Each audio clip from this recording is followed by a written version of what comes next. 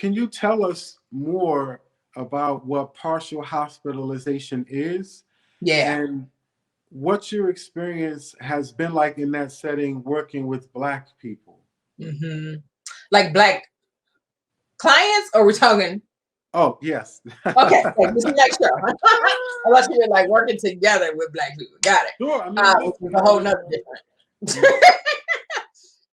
So partial hospice, and they're different in different places, right? mm-hmm. So there could be, where my experience lies are with so it was a positive education program is the name of it, in Cleveland, and they had all the kids who were like expelled from their school districts. Not all of them, some of them. So they partner with what's called PEP, the school districts, and they send the kids there. Behavior has to be documented and Yeah. IEP, all that stuff. And so then they come to the school. The hope is that they return to their school district at some point, right? Yeah. Like, so usually, and they get school in the partial hospitalization as well as the social and emotional learning pieces. So we would have group therapy. We Mm-hmm. would, you'd have twice. So you'd have it in the morning, you'd have it in like before they went home. And then they would have academics throughout the day.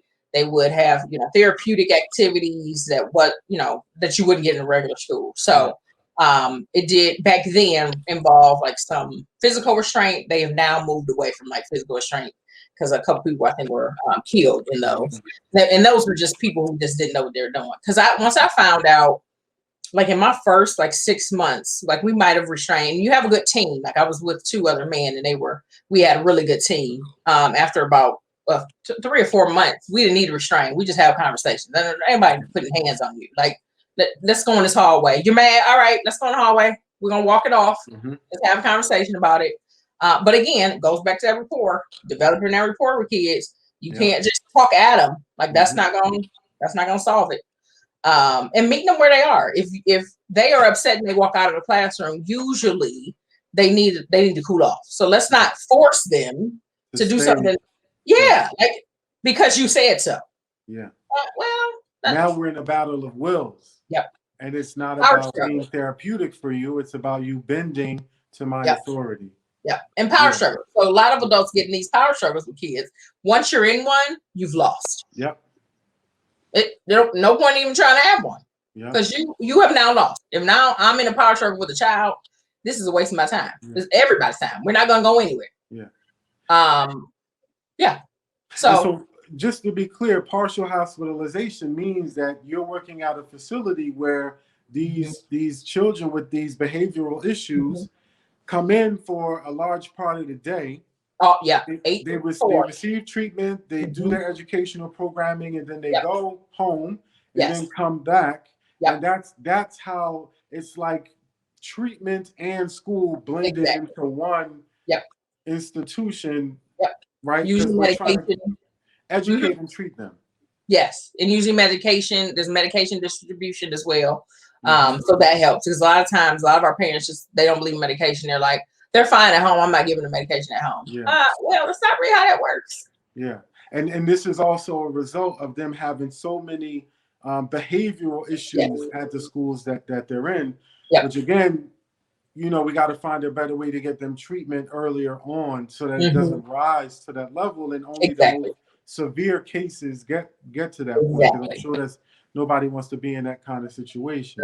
Then they go to residential treatment, and that's a whole nother ball game, right? So I worked in residential, and in residential, they also get the academics, but they sleep there, right? So then now it's treatment pretty much all day. So they'd have academics, and they'd have group reference school, then another group like later, like and then on the weekends they still had group, and so it just that's a whole nother level. But some of that can be solved in partial hospitalization if you have the right folks doing the work.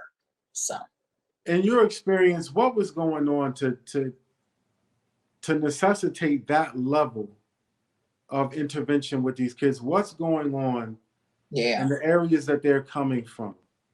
So a lot, I will say, and I'm not blaming this piece, but there are a lot of grandparents raising kids, and they're older.